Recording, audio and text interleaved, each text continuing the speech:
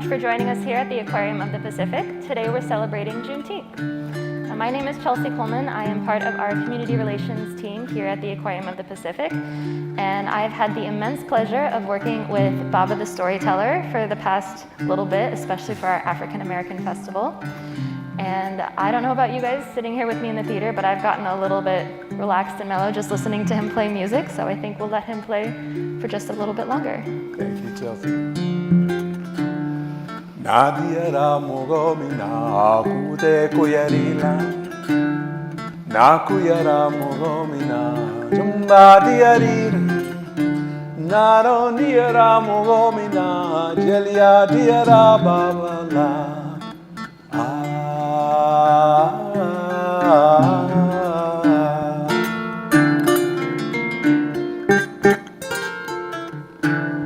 Jalilu lila Wole walale Finalu lila Wole waipo Jalo dindingo lila Wole wala bunga fe Ye bunga wo Ini wuluda jeliala Mande sila la binima Ye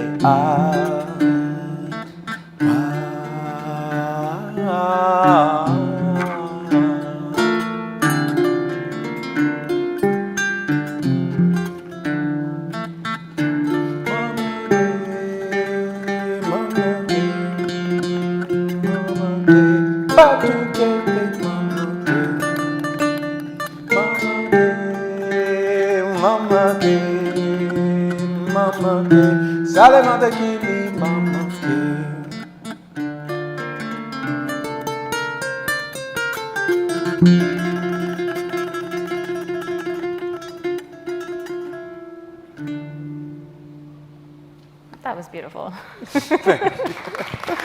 Thank you. Thank you all. Thank you all for being here.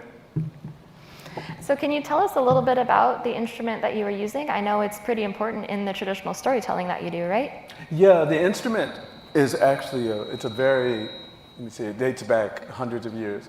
So the instrument is called a kora, and the kora is one of many instruments that the oral historians of West Africa play. The French call them griots. Mm-hmm. In the language of Bamana, they call themselves djeli or djali. And they were the griots were the living, breathing libraries of the people. Because it was an oral culture, so everything was passed by mouth to ear. And the griots memorized the genealogy, the names of the people, the history of the people. And this is one of the instruments that was used to recite the history, to sing the history, not just talk and tell the history, but to sing it and share with the people. I see. So I know that Juneteenth has kind of come into prominence a lot more in recent history, but it's been celebrated for quite some time, right? Oh my goodness, yeah. Juneteenth, and actually the Juneteenth that we're celebrating is based out of Texas, right? Mm-hmm. But these freedom days, emancipation days that occurred in 1865, it was actually celebrated all over the country. These were celebrations all over the country. In fact, the earliest one was actually in DC, I believe. And really? And yeah, it was one of the earliest Freedom Day celebrations. But this is the one that has gained the most prominence in this country, yeah. Now you were telling me you grew up celebrating a little bit as well, right? Okay, yeah, okay, I have to be honest. I have to be honest with you. I grew up in Texas, mm-hmm. And yes, we celebrated Juneteenth, but I don't think I matured into the understanding of Juneteenth until I was about 11 or 12. Prior to that, the only thing that my childish mind enjoyed about Juneteenth or understood was that I got to eat red velvet cake and strawberry soda together. And for a child to be able to consume that much sugar in one sitting, that was, but around 11, I began to mature to understand what Juneteenth was really about. Mm-hmm. Yeah. That's incredible, because it is a pretty layered holiday, if I remember correctly, right? It's a pretty what? Layered? Oh my goodness. Yeah, layered is an understatement. Layered is an understatement, because the Juneteenth that we celebrate today, the narratives shift, mm-hmm. but the popular narrative deals with the state of Texas and the period of enslavement where many people were suffering through slavery. And it was when the Emancipation Proclamation came out, the popular narrative says that the people in Texas, specifically Galveston, weren't made aware of the Emancipation Proclamation for 2 years, that the news didn't reach them. But that's the popular narrative, which I don't quite agree with. What I understand, for having grown up and studied the history of my people in that area, is everyone was well aware of the Emancipation Proclamation. And I can't remember who said it, and I want to give them credit for it. It was that news doesn't travel slowly, power does. And I can't remember who said that, but that was more of what was happening at that time. But they knew they were free. The people of Galveston, the enslaved, knew they were free. Now, I know from the little bit that I know about the holiday, it wasn't just an American holiday, right? It was also celebrated a little bit in Mexico? Oh, yeah, you've been doing a little research.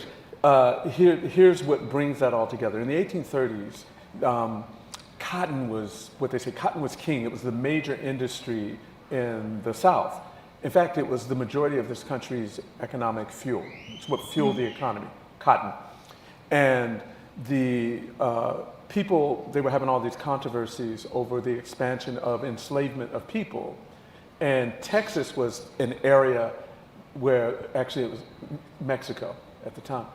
And many of the Europeans wanted to expand their plantation system, the growing of cotton, and bringing slaves into Texas. But Texas was a part of Mexico at the time, and Mexico did not tolerate slavery.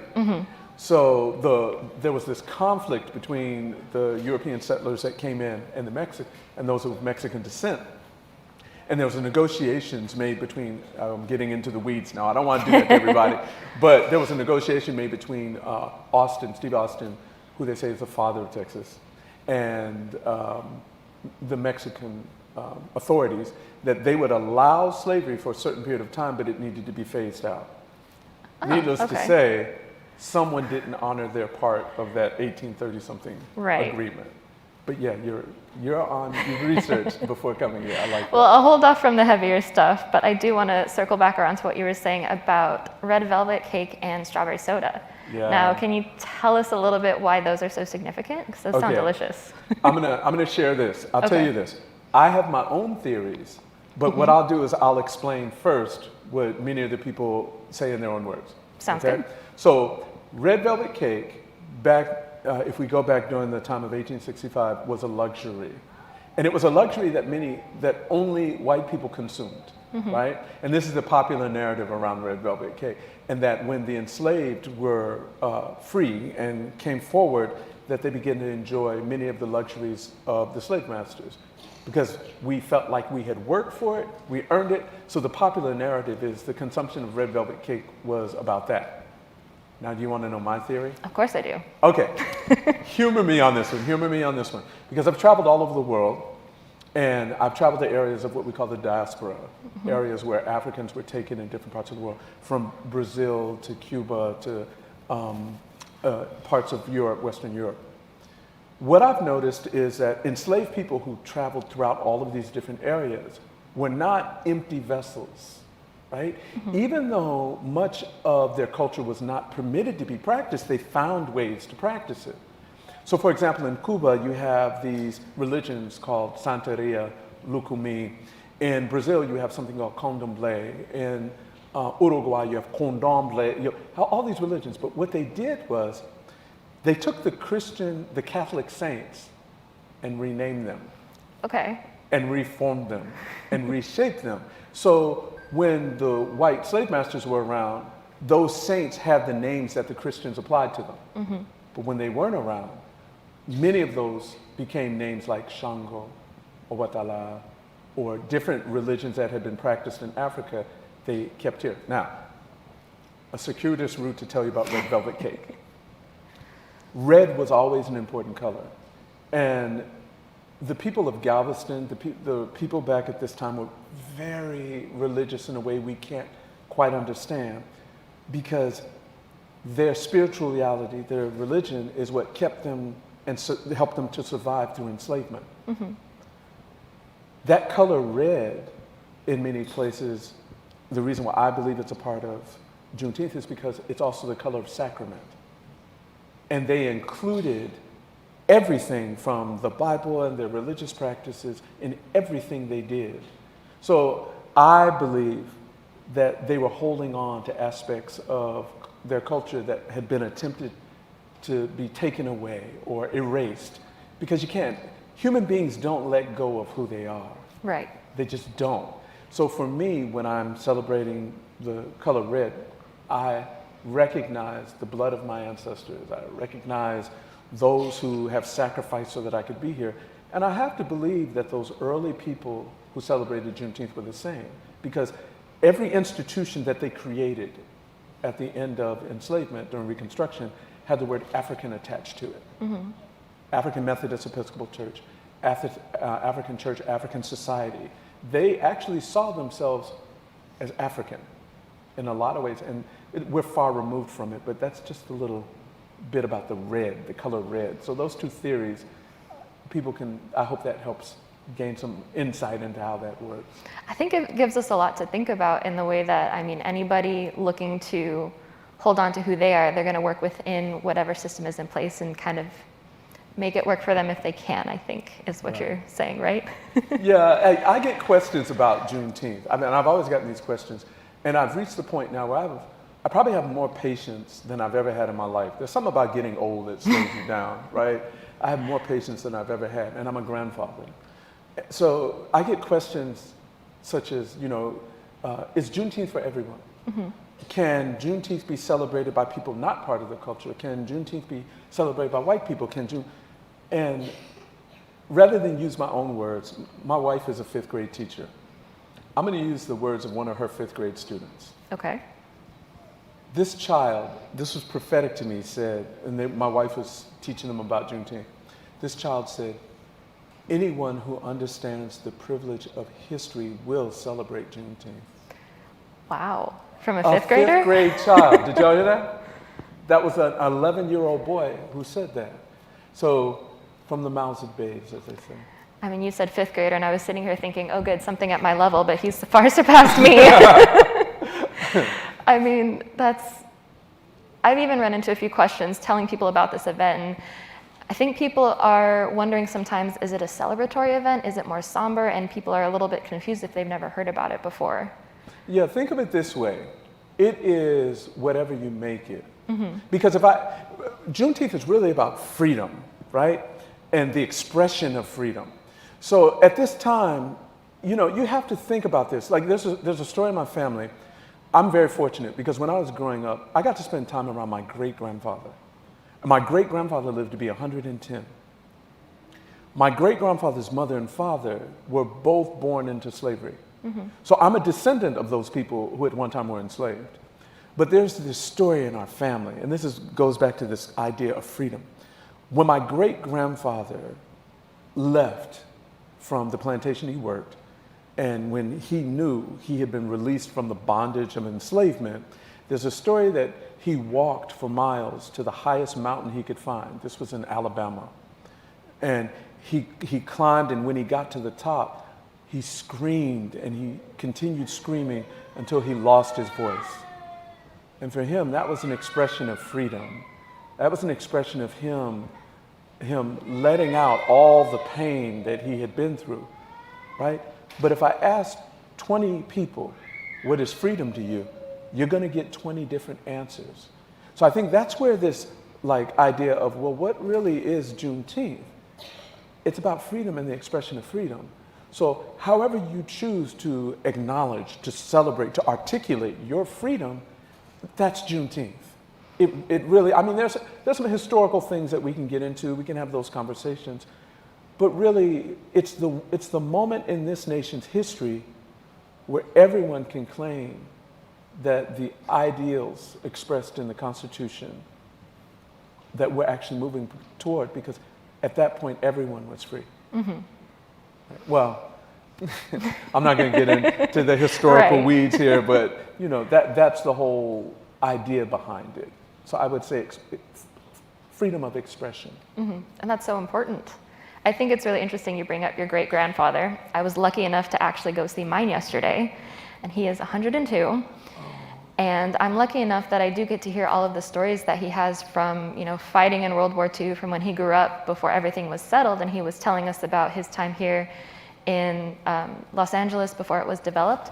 But that just reminds me of what you were talking about, of the importance of oral history and oral tradition, because I never would have heard those stories firsthand just trying to find it in a library. You do know what a gift that is.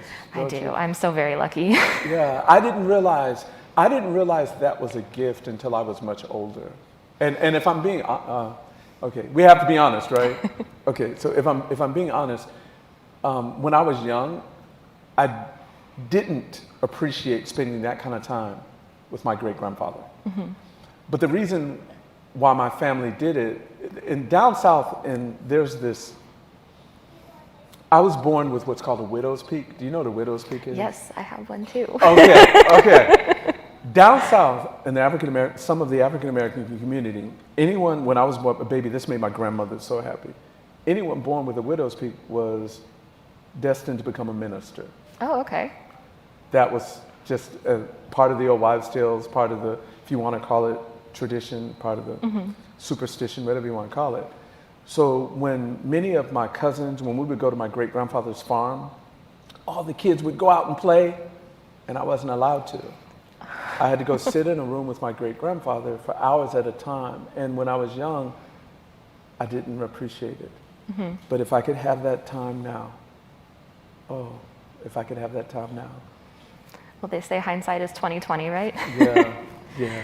And actually, I was going to say we should take a minute and probably explain these photos that we have coming up behind us. They've been circling for a little bit. Yeah, I wanted to make sure that we had these images projected out, because when we talk about Juneteenth, when we talk about the Civil War, some of the narrative around it is a little off-putting to me, because what happens typically in history in this country is black people, African Americans, are stripped of agency. A lot of times, if you listen to the history as it's put out, we're these passive beings waiting for history to be brought to us, right? Or waiting for someone to free us. And I think it's a mischaracterization of human potential. Because here, I'm gonna just give you this as an example, and talking about these images. The Emancipation Proclamation, for example, right? I recently was at a school, and there was a child, an adorable child. I think he was second grade, he's about second grade. And he said, he raised his hand because we were talking about Juneteenth, all these things. And he was so proud because he said, Baba, and I said, yeah? He said, Lincoln freed the slaves. And this is what he was taught, this is what he's learned. Now, I'm not gonna go to an 8 or 9-year-old child and say, wait a minute, let me correct you. Right. So I approached him where he was, right? And I just let him know, I said, Lincoln had a lot of help. Do you want to know who helped Lincoln? He said, who helped Lincoln free the slaves? I said, the enslaved people. They helped Lincoln a lot.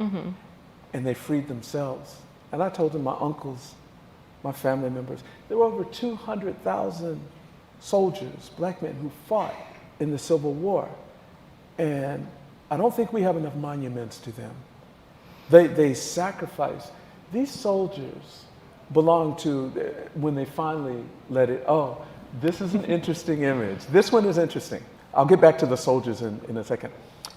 But this image is of what they call stevedores. These were people who transported supplies for the Union. Okay. For the Union. Now, before soldiers came in, there were these people who were escaping over to the Union side from enslavement.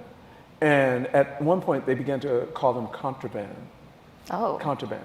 Because what was happening is the Confederacy was using these enslaved peoples to build embankments, encampments, and support their cause. But they were running away to the other side, escaping, which is a form of resistance, which we need to consider. And they began to call them contraband. So they would not return them to the Confederacy, even though they had been enslaved. Because at one time they would have, but they began not to return them. And these people began to work for the Union, digging ditches, trenches, transporting, everything that needed to be done. And these are images we're fortunate to have of these people, but we don't see them enough. We need to see these images more. Now, back to the soldiers, back to the soldiers. It wasn't only about the 200,000 black men who fought, because there was a concerted effort to bring down the Confederacy. There were men, women, and children who served as spies for the Union, who served behind Confederate lines. Children, we don't talk about this enough, children who took information they heard and passed it on to their parents, because the Confederacy looked down on black folks as less than human. So they felt free talking in front of them, saying things. And much of the war was shifted because of the way that they engaged as spies. So these are some of those people. And you'll see on here some images of like groups of families of men, women, and children. Those are some of the people I'm talking about. I think the way you answered that boy's question was very kind of you. And to, like you said, to meet him where he was at. And I think, I mean, personally, I can remember starting history classes in college and having them be very different than the history classes and things that we were taught in elementary and middle and high school. And I think the more you grow up, the more you realize it's not so cut and dry, I guess. You're talking about sanitized versions of Yeah, exactly. Because like you meant, I never knew that there were children involved in the resistance efforts, like you were mentioning. I think we have sanitized versions of history for a lot of reasons, but I think one of them is human beings try to protect their psyches from trauma. The brain does not want to engage trauma at all. And what happens is once we are forced to face something, we don't have the ability to walk away from it. We face it, it becomes a part of our psyche, and if we don't deal with it, it haunts us, right? And I think what happens now is people have this what psychologists call experiential avoidance. Okay. They want to avoid the unpleasantness of history. And being uncomfortable. And being uncomfortable. But discomfort is where we make change, right? A caterpillar without its discomfort couldn't become a butterfly. Exactly. You need that. So it depends on what audience I'm talking about as to how much I engage, right? For me, the aquarium is a family audience, right? But if we were in a different setting, oh, there are so many things that we would talk about, and there are so many things that I know everyone would appreciate it. But to exculpate the brutality to young minds, to talk about the savagery, we have to, I think our children suffer enough right now. And we can scaffold them into an understanding of what this world is really about. We don't have to push them off the cliff into it. So when we have all adults, it's a different conversation altogether. Yeah. I think that's a great way of looking at educating people into something they're maybe not ready to see, or maybe they're uncomfortable with seeing. But like you were mentioning, it's a celebration also, right? There's also all the community aspects and the good food and the music and the dancing, all of those kinds of things too to look at. Yeah, look, when it came to Juneteenth, because I grew up celebrating this, right? But Juneteenth for me when I was growing up was very different. It was mostly the churches had Juneteenth celebrations, right? And they were usually really small. I'm from Central Texas, a small town called Coleman. So those celebrations were very small, and they weren't these huge things, except when we would make plans, the adults would make plans and take us to Houston. In Houston, they had this place called Emancipation Park. They still have it, I'm sorry. I've moved away from Texas so many years. They have this place called Emancipation Park. And Emancipation Park was a park that was a piece of land, it's a few acres, that was purchased in like 1872. And the person, oh, this is a beautiful story. You're making me remember things. This is a beautiful story. There was we called him Pastor Yates, Pastor John Yates. I've heard people call him Jack, but I grew up, we didn't call our elders by their first name. So I grew up calling him Pastor Yates. But he organized a group of formerly enslaved people and purchased this land in Houston. And it was in 1872 or so. This is the site now where you'll find the biggest Juneteenth celebrations. You'll find them. But when I was growing up, sometimes there were a few people at the park, Sometimes it might be a smattering of a few people. Sometimes it was kind of big where you would see 50, 60, 100 people. Those were like the big Juneteenth celebrations to us. Nothing like what they look like today. But when we didn't go to Houston, most of our celebrations were small and somber. And we listened to the voices of the old people, the elders who were not that far removed from that period of enslavement or whose parents had been enslaved. We spent a lot of time that, and like I say, they were really religious in nature. And that goes back to that oral tradition that you were talking about, right? Right, right, because like this image here, okay? 2 African-American soldiers firing. This image comes out of Virginia, right? This isn't the image that is projected out to society for the most part. So when I was growing up, I knew about this. I'd seen these images. These were my relatives. These were people who I knew had fought for my freedom. So growing up, even though those Juneteenth celebrations were somber, they were religious in nature, they were informative. I was learning. So this is not foreign to me. Knowing that black soldiers fought wasn't foreign to me. And I've been in classrooms when I was growing up with other African-American students who, when we start talking about enslavement or we start talking about that period, they slump down or they feel a little embarrassed because they weren't gifted with what I was gifted with growing up. So they don't understand that overcoming and surviving enslavement is the greatest narrative that any people could ever have. We are here, we survived, we fought. So for me, I want to express that during Juneteenth more than anything. And there's so much stuff coming to my brain. Am I boring y'all? I don't want to bore you. Are y'all okay? Okay. If you're just coming in at the top of the theater, please feel free to find a seat. We're just really happy you guys want to join us today. Yeah. I have to say, you were telling me I should feel lucky talking to my great-grandfather, and I absolutely do, but I feel so incredibly lucky to sit here and talk to you because learning about different celebrations, different cultures, different stories, that's personally one of the things I love, so I'm feeling really spoiled today. Wonderful. There is something I want to express, and I think this is the major thought, the major theme for me for this year, for Juneteenth, it is Black agency. It is recognizing that we fought. It is recognizing that we weren't these passive souls waiting for someone to free us. And one of the things I always want to put out is that no human being at any time, in any way, has ever seen themselves as anything other but free. Right. Surviving under oppressive conditions. That is what the human condition is. No one ever saw themselves as a slave. And if they did, they were a minority. Seeing themselves that way. That is just not the way human beings function. This is the image I was telling you about. This image gives me joy. This image gives me so much joy. These are formerly enslaved people. Now, when you look at this image, you see something, many of you might see something different than me. But I see the people who worked as spies. I see the people who worked as cooks, nurses. I see the people who worked as stevedores, who transported. I see something here that is magical to me. I see my family in this. I don't see passive people waiting for someone to come and bring them freedom.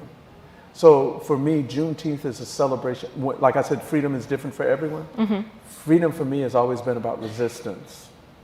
When we landed on these shores, we started fighting. And when I was born, my fight started. And when I leave, the fight is going to continue with everyone else. We have never not been resistant to the condition. In fact, I would say that our resistance has helped this nation to move in a trajectory toward what it should be, what it professes in its ideals. I would say that we as African Americans have helped this nation to realize that, probably more than almost any people here. And I'm not taking anything away from the indigenous people or any of the other people here, but 240-something years of enslavement is marginalized in the minds of so many, and it is the foundation of this nation's economics, history, social structure. And until we start bringing it back into the conversation, we're not going to move that far. That's why we move incrementally until we're ready to have these honest conversations. I think that's a really good point to make. And one of, I guess, maybe the easiest way to kind of see that is in music, right? Because where do we get R&B and rock and roll, jazz music? It's all from African American culture. Yeah, and which has its roots in African culture. I was at a church this morning, and they brought me there to speak about Juneteenth. And when I went to Africa, the music I was learning was a lot of call and response. The music I learned growing up was a lot of call and response. So we were at this church, and we began to sing the song Freedom. I won't sing. Y'all don't want me to sing that song, do you? Y'all are smiling. If y'all sing it with me. No, we're okay. But we were singing the song Freedom. And it's a very emotional song for me because I grew up through the civil rights movement. But it's such an easy song to learn because of the call and response. But it's the same when I went back to Africa and I started learning the language, the culture over there. It's the exact same call and response, used in a different language, but it is the exact same thing. And the feeling, the immersion in the collective feeling of the moment is the exact same thing. It was fascinating to me. You know, I'm not an anthropologist, I'm a human being, but when I went there, just what I learned affirmed who I was here in this country. I don't know, you say you're only a human being, but I would argue that every human being is a little bit of an anthropologist, I think, just a little bit. But I did notice that during our African American Festival, how important participation was in a lot of the music and dance performances we were lucky to see. So many people got called onto stage to dance or learn a new dance or help with the singing, and it was really, it felt like being welcomed into a family, and it was wonderful. Yeah, more images, soldiers. I want more of these images posted, graffiti, put everywhere. We need to see more African American soldiers. But this thing about participation, there was a study done once that said 80% of the world is what we would call collectivist cultures. Collectivists, or if we want to call them communal cultures. That's 80% of the people in this world live in communal or collectivist cultures. Only 20% of this world lives in what we call individualistic cultures. The 20%, individualistic cultures are a lot more aggressive, are seeking dominance, individualistic. Communal cultures seek a cohesion, right? In fact, this is what brings some of the insanity into our country here, is that we are a combination of communal and individualistic, collectivist and individualistic, right? And these things are constantly clashing together. Because in the communal culture, if you're not doing well, I'm not doing well. But in the individualistic culture, we have this archetype called the Rugged Individualist. And it's such a false archetype. It's that person who lifted themselves up on their own, they strived, and now they own everything. Right. But no one ever gets anywhere by themselves. So it's a false archetype, right? But that is what is deified for a lot in this culture, in this society. But the communal is what we praise, right? We say, don't be afraid to ask for help. We say, you know, we're all here together, we work together, right? But in many ways, we don't honor that as much as we should. We really gift and honor that the individualistic, that rugged individual archetype. And these people were anything but that. The idea, okay, I'm going on a rant. Okay. I hope I'm okay. You're good. There's just things coming to me that I need. I have had people say, you know what? I hear what you're saying, but you do know that black people fought for the Confederacy as well. And that narrative has been put out there, right? It's a false narrative. And I know where it comes from. I know why it has been put out there. I understand that. But what you have to understand about the difference between the Union and the Confederacy at the time is the Union offered a promise of something that every human being craves: freedom.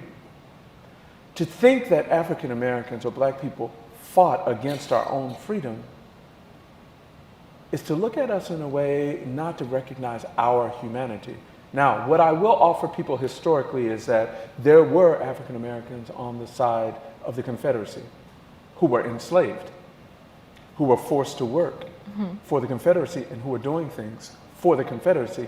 And I would also say, if someone is shooting at you, you're going to shoot back, and there's Exactly. there's no political affiliation with, oh, I'm a Confederate, right? They didn't necessarily identify that way. And the other part of this is this, and this, I find this so ironic. Those who dig into their history, everyone knows when the Emancipation Proclamation was issued, it turned the tide of the war. January of 1865, it just shifted the tide. And ironically, the Emancipation Proclamation didn't free everyone. There were 4 states that had not seceded from the Union. Delaware, Missouri, Kentucky. Y'all help me out here. There were 4. We'll get to 4. Delaware, Kentucky, Missouri. I'll get the other one. But they hadn't seceded, so slavery was still legal in part of the Union with those states that had not seceded. So this idea of blacks fighting for the Confederacy is so far removed from reality that images have had to be doctored to say, here are some Confederate soldiers when they weren't Confederate soldiers, they were actually Union soldiers. There were stevedores like what I showed you. This idea we need to shift away from and recognize the humanity of people, that no one is going to fight against their own freedom. It just doesn't exist. We need a more nuanced approach to history, because when I deal in education, I deal with multiple perspectives. I deal with growth mindsets. I deal with global mindsets, which is what has offered me the opportunity to travel all over the world, to do what I do, to do this, to teach history in the way that I teach. We need more of that. We need so much more of that, because what I was taught growing up was that just because you think one way doesn't mean everyone is going to think the way you think. Exactly. So I am open and receptive, because even from the mouths of a child, like I said about that 5th grader, I was floored.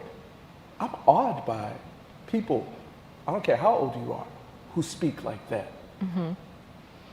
Something you said has kind of been sticking with me while we've been talking. You mentioned everybody thinks of themselves as free.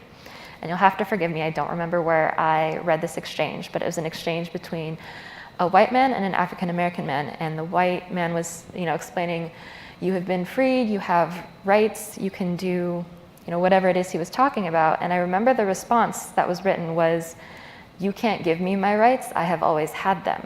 You have only just taken them away. Right. Which I thought was incredibly powerful. Yeah, and part of what we engage is what I call, it's a form of cultural bigotry. Because if you approach another human being and you tell them, you're free now, and you have this and you have that, there's no inquiry there. Right. The appropriate thing to do among human beings is to approach and say, do you feel free? And then listen and engage that way. But cultural bigotry doesn't allow for that. Cultural bigotry takes offense at anyone expressing themselves outside of my comfort, outside of my zone, outside of my schema. The brain creates what's called a schema, right, from our lived reality. And anything, we call it a bubble. We call it a bubble. Neurologists call it a schema.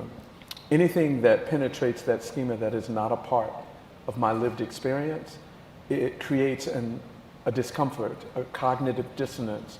And many people, rather than embrace that cognitive dissonance and say, why am I feeling like this?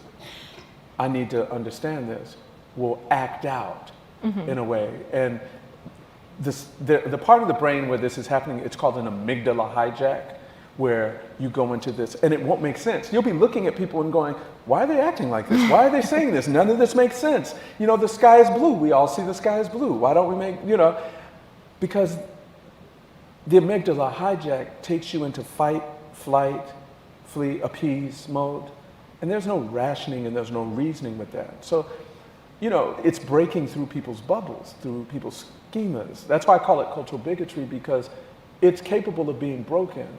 We just all have to do it. It's not up to the African Americans or black people in this country to resolve all of the issues dealing with race. It's up to every human being here. It's the same thing with our celebrations of Juneteenth.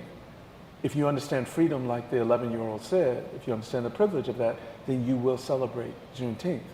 Anything that celebrates the freedom of human beings. And it's, hey guys, you can come on in, find a seat if you'd like to join us. We're happy to have you. So sorry. Okay. And I've just completely lost my train of thought. I just got so into what you were saying. It's okay. It's okay. I want to make sure that I honor here. Like, if I'm used to this, like if anyone had questions here, if you raise your hands and you have a question here, I'll call on you because I'm used to us being a collective. So don't hesitate if anyone here has any questions. Yeah, maybe you can watch out for them because your eyes are younger than mine, so you can actually see people. I don't see so well. So. Oh, I remember what I was talking about.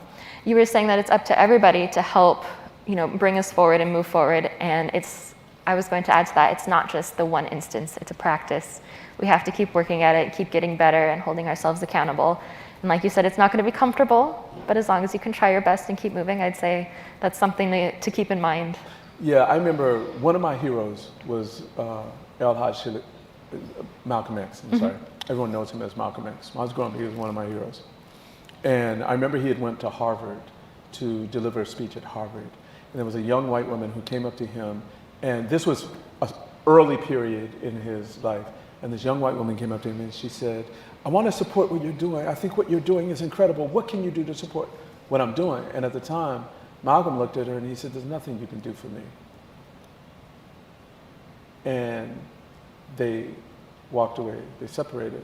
He says, because I'm going to help myself. I don't need your help. This was an early part of his life where he was engaging this way. And I remember listening to a speech he gave on a regret that he had over that moment. Because when people are motivated and energized and willing to put energy behind thought, we can shift things. We can change a lot of things. And I think that regret I have had in my life. Growing up, what I had to witness down south, no human being should ever have to witness the things that I or any young person down south had to deal with. My children growing up, they don't even know about many of the things that I had to go through down south. But I wanted to protect them from that. Now, in saying that, I also realized that when Malcolm told that young woman what he told her, I understand where that was coming from. It comes from a place of pain. It's not, we like to look and say, well, there's that angry black man. Anger is a form of hurt. When human beings are hurt, they lash out in different ways. And not to allow everyone to have the spectrum of emotion and human thought and processing is detrimental. And early in my life, I did the same thing Malcolm did as far as telling people that, because it angered me that no one knew these images but me. But now that I've gotten a lot older and I've been all over the world, many of the people who have had my back have not looked like me. And when I say had my back, I mean really had my back. And I have to acknowledge that, because the world is different. Sometimes we get stuck here, in these contiguous US states, and we think this is the world. Right. And we do not live in the world. The world lives around us, but there is so much more to it than what we see. Well, it goes back to what you were saying about community, right? And being comfortable asking for help, and even being comfortable maybe knowing that you actually will get the help if you ask for it. Yeah, the greatest gift I ever got in my life was knowing that I don't know. That was the greatest gift I ever got. When I was in school, growing up in Texas, of all places, Texas is one of the most misunderstood states in the country. There are people in Texas fighting, right, for the recognition of the humanity of all people. But I was growing up, I had a teacher, and I never will forget this. This was in the 70s. Oh my gosh, I'm old. This is in the 70s. And the ERA, Equal Rights Amendment, we were fighting for that. And I was with my mother, and there was like the feminist movement, like Equal Rights Amendment. How could you not have equal rights for all people? And I'm a teenager, So I'm like, I'm on fire, fighting for the equal rights. Women deserve equal rights, women deserve equal, and I'm on fire. So I was on the debate team. And I had this teacher, I'll never will forget this. She said, we're going to debate the ERA, the Equal Rights Amendment. And I'm like, yes. And she said, you're going to debate opposition of it. Oh, no. The exact opposite of what you wanted, right? You want me to debate against the Equal Rights Amendment. You want me to debate that women should not, and it blew my mind that she would have me do this because I was ready to win. Mm-hmm. Needless to say, I lost that debate. I lost because I, at that time, was passionate, right? But it taught me a valuable lesson. Even though I may not agree, I still can delve into the perspectives of others to see things from their angle, to try to understand where they're coming from. Now, I don't have to agree with it, mm-hmm. and I can still be passionate about fighting against you, but I am required as a human being to understand, to attempt to understand. In my youth, that I wasn't trying to understand. I was just angry. Like, how dare you have me debate? But it shifted. That teacher helped me, and this is in Texas, mm-hmm. right? That teacher helped shift a lot in me that I still carry with me to this day. And I would say at that time, I learned more from that teacher than I did in college or university. Funny how those things stick with you. Oh. Now, I don't mean to be abrupt in changing the subject because I could talk to you about this for hours, but we are getting close to our end time. So if you would like to go over them, I wanted to talk about what you brought here in the middle for us. Okay, I will talk about that. Sure. If okay. you make sure we have a little time left, because I want to play again. Absolutely. I want to share a story. I want to share something a little more. I want people to walk out feeling as though they had the time that they sacrificed to be here, all of you, that I honored it. So I'll talk about this if you let me do that. Oh, easy deal. You got it. Okay, these are fly whisk. Mm-hmm.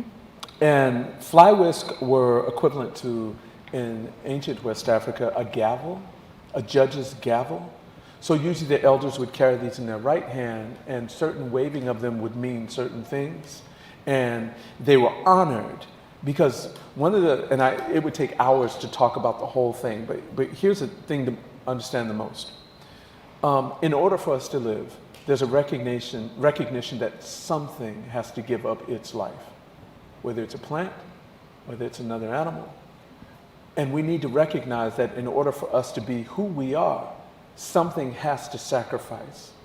So in a lot of ways, this is honoring the memory of sacrifice. So every time you put a bit of food in your mouth, every time you consume something, you don't consume it for the joy of consuming. You consume it recognizing that something gave up its life. So kind of like showing a bit of gratitude for the sacrifice made. Yeah. Honoring, right. And every culture has it. It's funny. Okay, I get to work. My work takes me through Jewish temples, mosques, Catholic churches, schools, corporate institutions, aquariums.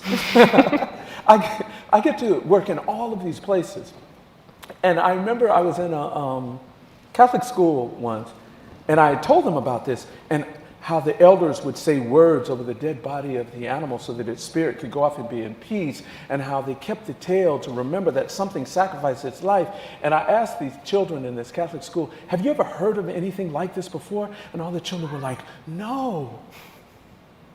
And I said, before you eat your food, do you say words over the food? And they were nodding, just like you're nodding now. And I said, why? And they began to say this, and they all went, oh! And I said, yeah. You see, in this world, we have more in common than different. It may be dressed differently. It may look differently. It may carry a different language. It may smell differently. But we all are carrying our humanity with us, and we express it in similar but aesthetically different ways. How special to be able to see that moment of connection when you're explaining that. Yeah, sometimes they call it, there's a term for it, the curse of consciousness. Great way to put it. When you're aware of history and it's intimate and you're connected to it and you feel it, But I think the reason why I was born feeling it so much is so that I could share it. Well, before you play, I just want to say thank you to everybody here who's joined us. Thank you to everybody on our live stream. A lot of what we try to do here at the Aquarium of the Pacific is learn about each other so that we can work together towards, protecting our environment and the places we live, and that means so much to us. So we really are grateful that you all were able to join us, and for Baba joining us as well. So thank you so much. Can I tell a little story? Of course you can. Okay. I want to play a little bit for you. This song that I'm going to play is over 800 years old. Oh my gosh. It's over 800 years old.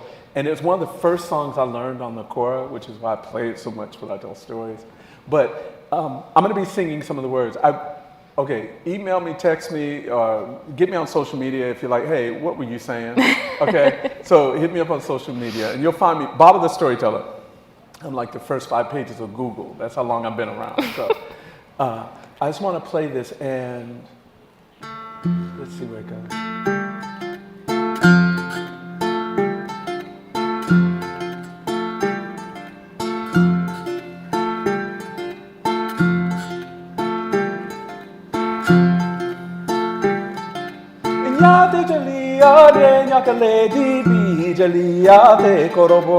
Gajali ke ninke jali ke badi orana ye yo kala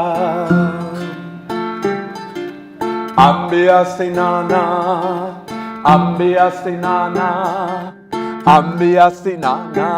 kumbemba jali mosa ninjale kelu ambia sinana Bula bula julula ibola bula kora jaluma Ambia sinana, kumbemba jali mosa ninjale kelu. Ambia sinana.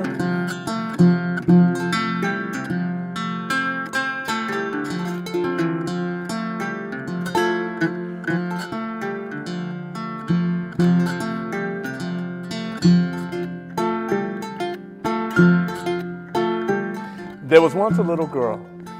She was maybe 4. No older than 5 years old.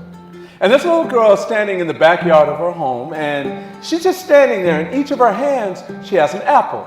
2 apples, 1 in each hand. Yeah, jalia, araleka jaliada, araunga mansiada, alanata bangiada. So she's standing there in the backyard with these 2 apples, and her mother sees her through the window. Her mother decides she's going to test her because this is what parents do. Parents test their children. She wanted to see if her daughter had learned the kindness she had tried to impart to her. So the mother goes out to the backyard and she goes to the little girl. And she says to her daughter, she says, "Oh, I see you have 2 apples." And the little girl, she looks in one hand and the other and she says, "Uh-huh."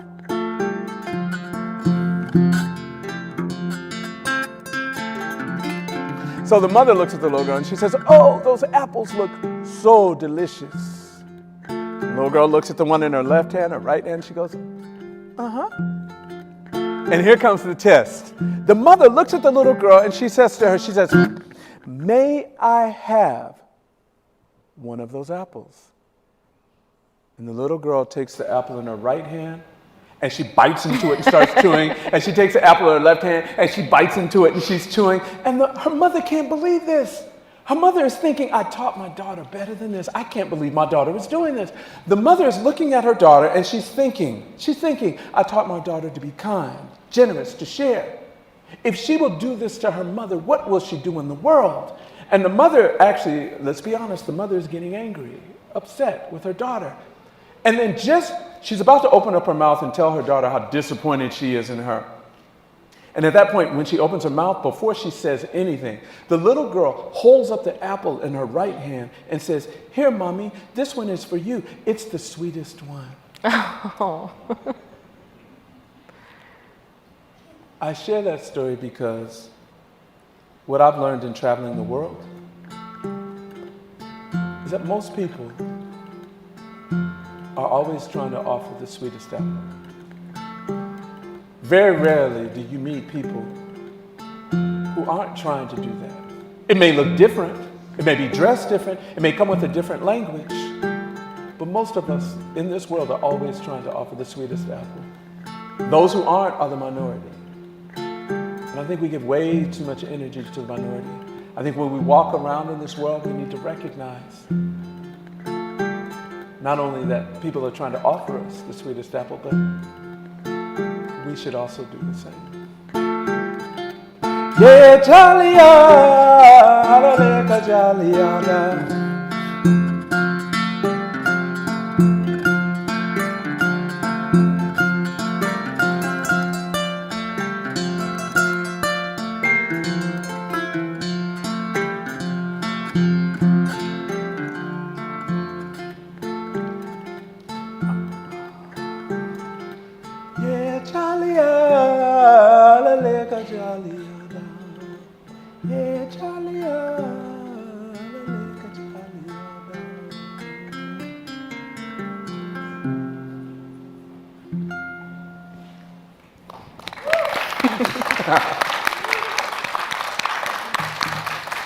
Thank you. Thank you all for being here. Thank you, everybody. And I think that is our time, but yes, thank you everybody so much for being here. We really appreciate it. And we hope you enjoy the rest of your visit here at the aquarium today. Thank you again. Thank you all. This was an honor. Thank you for being here today. It's always my favorite talking to you. That was a fast hour. It really that was. was a whole hour? Yeah. Oh. That was a little more than an hour. Wow, we did it.